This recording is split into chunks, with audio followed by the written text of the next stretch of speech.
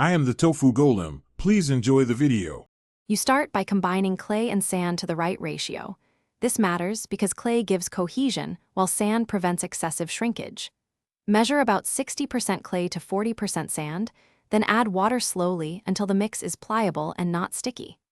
Once mixed, you must wedge and knead for around 10 to 15 minutes to expel air and ensure uniform moisture.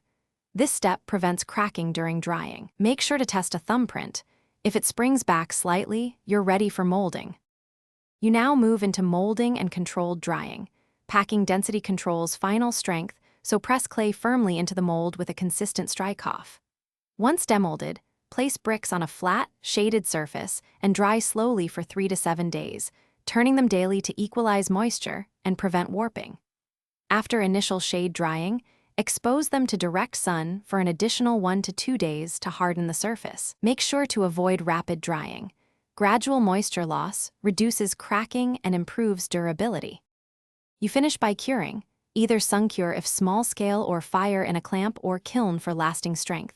Even heating matters because temperature gradients cause fractures. Once cured, inspect each brick for hairline cracks. Minor ones may be used in non-structural locations, but significant cracks mean rework or discard.